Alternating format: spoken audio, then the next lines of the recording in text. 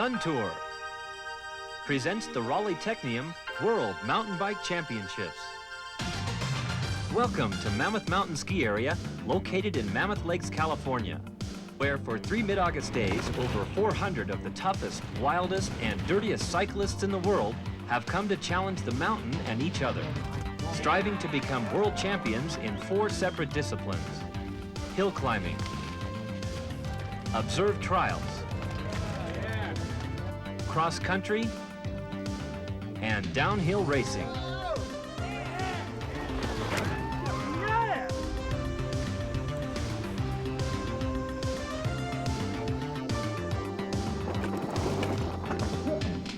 The High Sierras Inyo National Forest surrounds the popular resort community of Mammoth Lakes.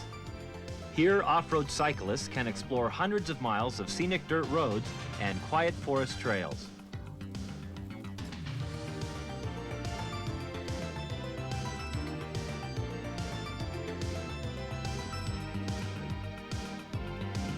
While they might prefer to peacefully cruise the forests, these athletes are here instead to test the limits of their machines and their own abilities in the first ever World Mountain Bike Championships.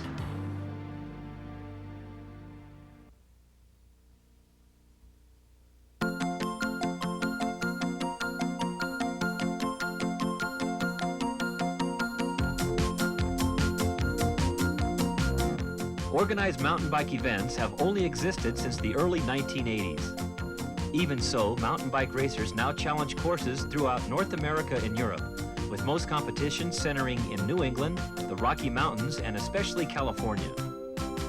Here at Mammoth, mountain bike events complement a 5-stage road race series. The Mammoth Cycling Classic attracts thousands of roadies and dirts, making the area California's prime high-altitude training center.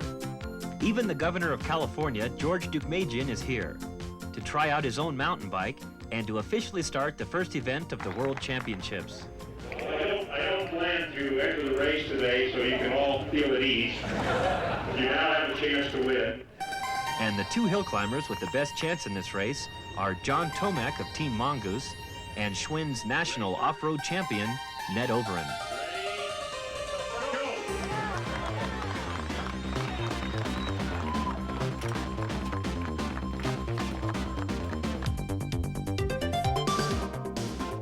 19-year-old Tomac from Northridge, California, was national BMX champion in 1984. A year later, he quit BMX and bought a mountain bike. He also began road racing. In the next 12 months, he amazed the cycling world, hammering his way into the upper echelon of both on- and off-road championship bicycle racing. Tomac's primary competition is Ned Overend of Durango, Colorado, here pulling the field up the first hill. Ned is the first seed, having just won a European championship, crushing the competition in a cross-country race in Avoriaz, France. Like Tomac, the 30-year-old Overend dominates his opponents with superior conditioning.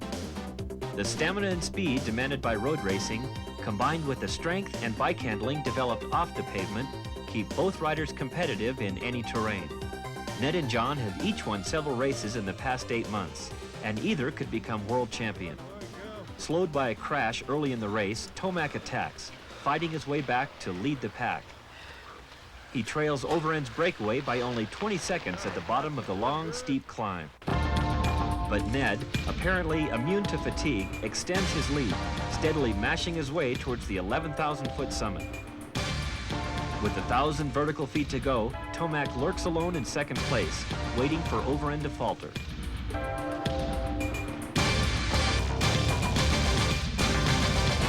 The pack far below struggles with a seemingly much tougher course.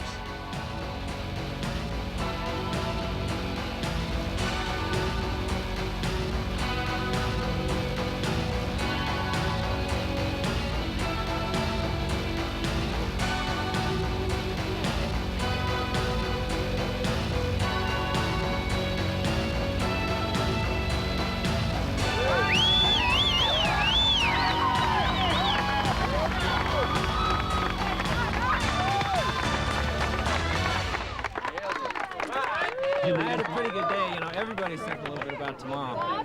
But it surprised me that I got that gap early on. Like I say, there's a crash. You might have got stuck behind it a little bit. But once you have that gap, you got the advantage because you develop a rhythm climbing. And in order to close that gap, he would have had to probably go into oxygen death. And my plan, once I had that gap, was that once he closed it, then I attacked. Because in order to close it. Although cyclists around the world have challenged rocky roads and mountains for decades, it was the fusion of space-age alloys, hip capitalism, and the ingenuity of a few off-road fanatics that created what has become one of the dominant movements in American cycling. Marin County, California often gets the credit as the sport's birthplace, since Gary Fisher dubbed his creation the mountain bike in the mid-1970s. At the same time, however, cyclists throughout the country were likewise refitting their one-speed cruisers with the multiple gearing and caliper brakes of touring bikes. Soon, Fisher and others opened small factories and began selling rugged, custom-designed, all-terrain bicycles. Demand has since grown dramatically, and today most major road bike builders are also peddling mountain bikes. On the pavement, the fat-tired mountain bike is sluggish compared to the sleek road bike. But wheel it into its environment, and the mountain bike's special features suddenly jump into play.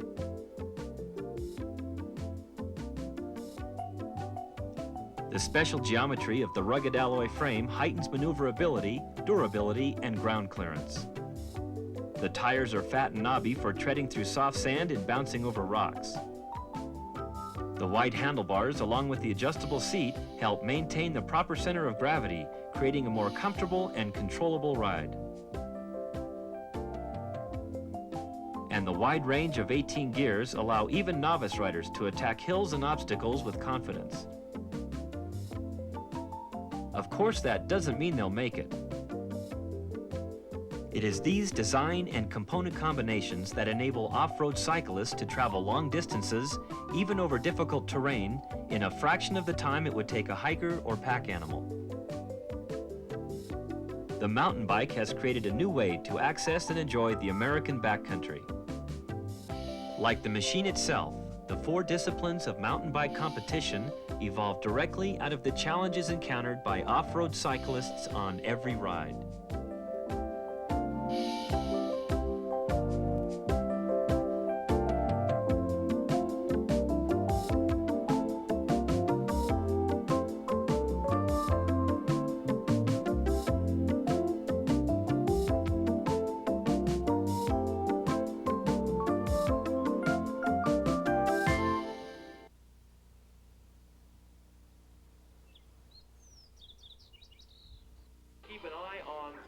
In the section that they're judging, or walk along beside him with their For the Observed Trials competition, the manicured front lawn of the Mammoth Mountain Inn was transformed into a peculiar spectacle, especially for the campers and fishermen caught unaware of this newest use of national forests. Mountain biking? Yeah. I'm going fishing. I don't care about mountain biking. What's going on here? Admittedly, the sight of man and machine hopping about piles of rocks and logs does seem a bit bizarre.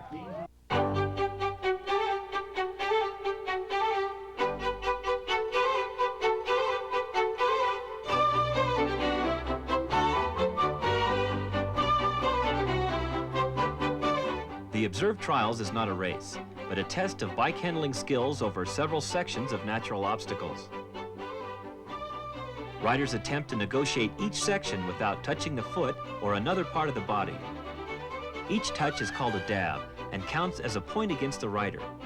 If a rider has 5 dabs or more, or completely fails a section, officials score the 5-point maximum. The rider with the fewest dabs at the end of the competition is the winner. The borders of each section are marked by red and blue ribbons.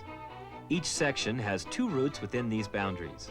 The easier route is for the sport and beginner class riders, while the seemingly impossible route is for the professional class riders. The Observed Trials specialist is a slightly different breed than most mountain bike enthusiasts. Even their equipment is different. This likable group of hardcore professionals ride specially designed, custom-built, exotic alloy mini-cycles. Here to explain, 28-year-old professional David Arbogast. Well, this has got a pretty low center of gravity. It's got a pretty steep head angle.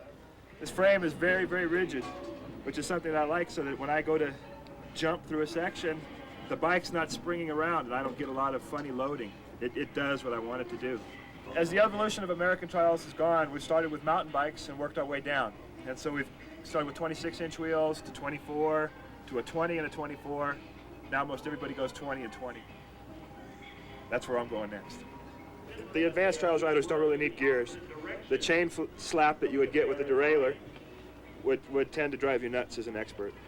The seat, in trials, you really only need a seat to kind of lean your leg against. It's like an orientation point. This aluminum seat is really not as uncomfortable as it looks.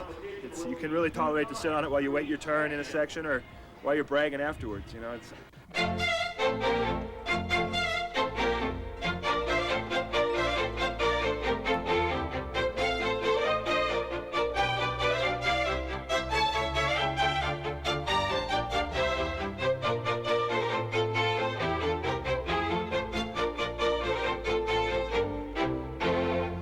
To claim the title, riders had to complete 3 rounds over the 7 sections with the lowest total score. After 2 rounds, 3 riders separated themselves from the rest of the competition. Professionals Peter Delaney, Mike Craig, and Andy Grayson. In Section 4, strategy plays an important part. Here Grayson goes for the clean and makes it for 0 points. Mike Craig, however, falls and fails the section for 5 points. After a foiled first attempt, Delaney reconsiders and decides to take 1 dab rather than risk the fail.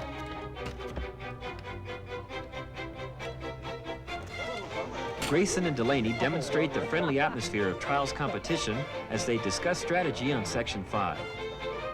With the amateur riders competing alongside the pros, they keep an eye out for more than just the obstacles. Andy Grayson is the first to finish all 3 rounds and appears to have a slim lead. With just Section 7 left, Mike Craig has a chance to win, but only if he cleans it. Grayson anxiously looks on as Craig psychs himself up. Here, Craig cleans the first boulder and positions himself for his next move. Psyching up for the more difficult second boulder, Craig burns up precious energy as he bounces for over 2 minutes. This proves to be a costly mistake as fatigue denies him the victory and Grayson collects the win and the title.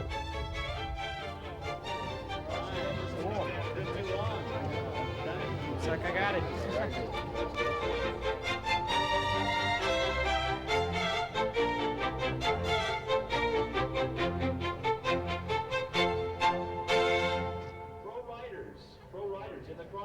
Make sure you have your yellow numbers on both hips. A little less than 4 minutes to go, riders. The only riders who should be in front of the staging line are Ned Overend, John Tomac, John Wiesenrider, Joe Sloop. Stand by, riders. The cross-country race is the main event. Riders ready, go! It demands mastery of all the elements in mountain biking: hill climbing, bike handling, downhilling, endurance, of both rider and machine. Unlike road cycling, these competitors are not followed by a caravan of support vehicles and technicians always ready to change a wheel or provide a whole new bike. Team members merely wear the same uniform. They don't block opponents or provide a draft. In mountain biking, you're on your own, and so the winner of this race has no one to share the glory with. He alone is champion, the best all-around off-road mountain cyclist in the world. The Mammoth Mountain Cross Country is a hill climber's race course. It climbs 700 vertical feet in the first mile, winding across several tree-lined ski runs to an aid station at the mid-chalet. This is the steepest climb on the course, and Ned Overend is again in perfect form, pulling ahead of Rishi Grewal, Michael Closer, John Tomac, George Theobald, Joe Murray, and Casey Kunzelman.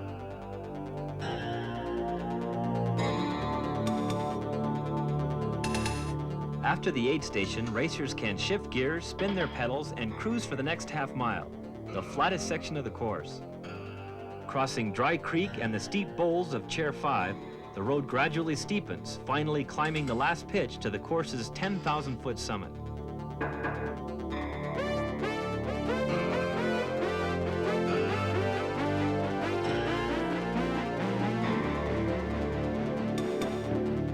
Before the race, some riders suggested that 29 miles wasn't tough enough for a World Championship race.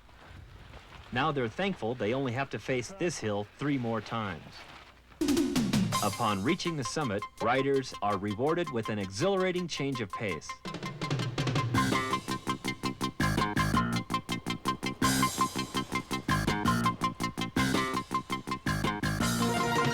The next mile and a half is all downhill, and this is second place Tomac's chance to close the gap on Ned. John, along with the Ross team members Joe Sloop and Casey Kunzelman, is a gonzo downhiller, especially when compared to the cautious and methodical family man, Ned Overend.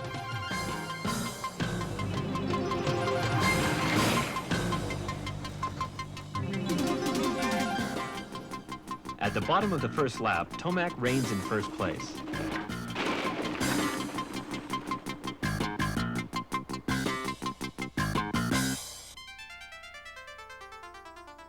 The bottom of the downhill is only halfway around the course, however, and the next 3 miles are almost entirely uphill. A half mile from the lap marker, Lowenbrau's Rishi Greywall pulls Ned past Tomac, with Casey Kunzelman close behind.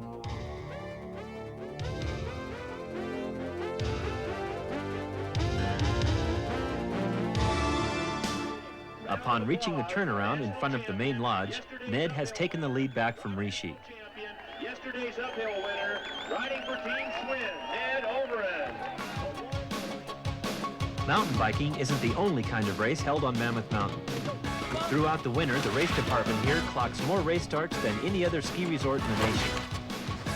In fact, with 37 ski lifts, over 3,000 acres, and a long 8-month season, the nation's largest ski resort has attracted national race teams and millions of skiers from all over the world. After 3 laps and 25 miles, it appears that Overend's training schedule was perfectly timed for the World Championships. He's put several minutes on second place John Tomac, who appears to be fading fast. In third, less than a minute behind Tomac, is a surprisingly fresh Michael Closer from Team Fisher. Closer's store of energy will allow him to overtake Tomac with 2 miles to go.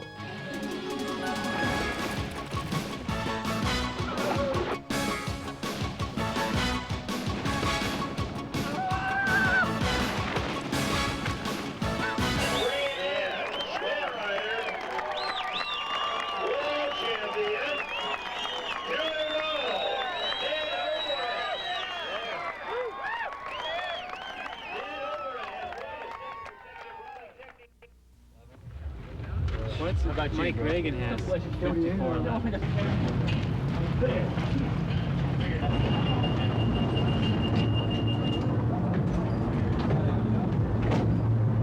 The attraction? Yeah. Oh, speed thrills. Adrenaline junkies. Oh, no question. There's nothing that causes more adrenaline rush than this one race. A whole season of riding time trial downhills and anything else. Yeah. Nothing causes the adrenaline rush of this one.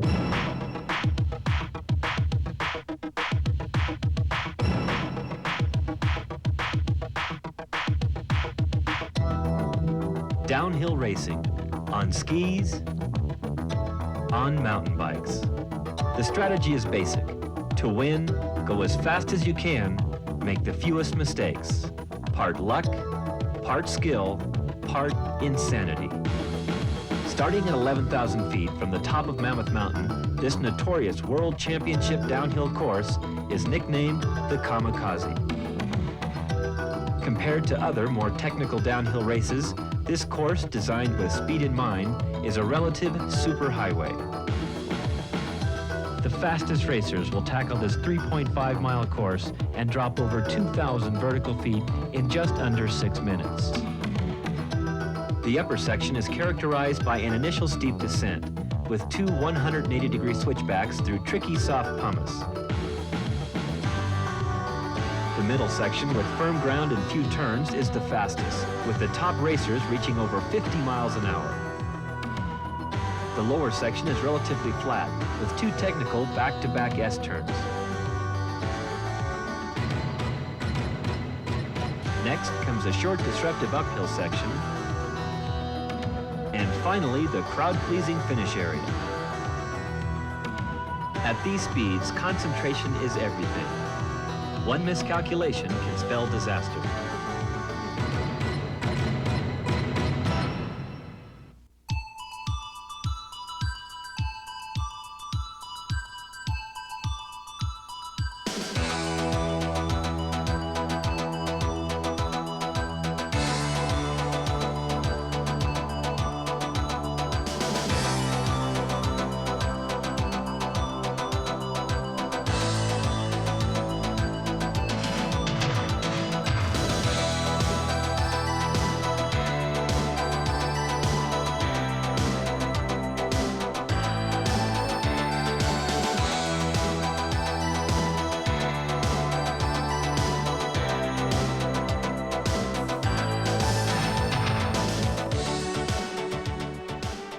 As in most sports, both equipment preparation and deliberate technique separate the contenders from the also-rans.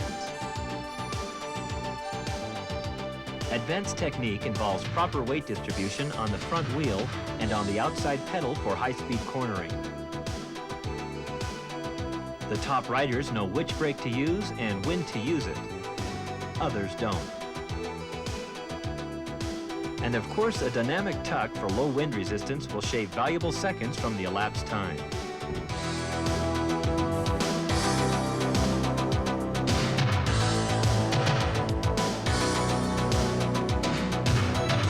Equipment failure not only knocks the rider out of contention, but usually on his rump as well. Chain derailments are common. Serious riders combat this by shortening chains to reduce chain slap. Proper tire inflation is a trade-off. Low pressure increases traction and cushions the ride for faster turns and better control, but at the risk of pinching the tube for a flat.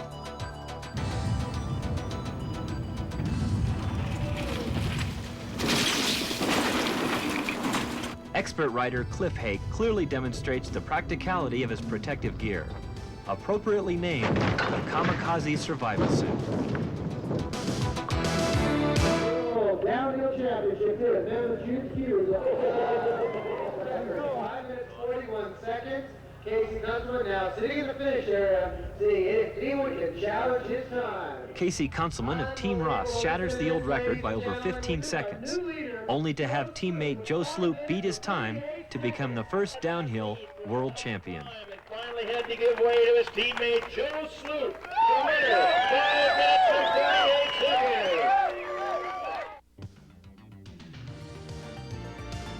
As in road racing, the majority of mountain bike competitors are men. But women's entries are increasing, and here at Mammoth, a small but competitive field of professional women riders challenge the same courses as the men. Sarah Ballantyne of Durango, Colorado, and Margaret Day of Newport Beach, California, finished 1-2 in both the hill climb and the cross country, with women's national champion Cindy Whitehead dusting her opponents by over 30 seconds in the downhill. Mountain bikes now comprise nearly half of all bicycle sales in the United States, making the sport one of the fastest growing recreational pastimes in the country.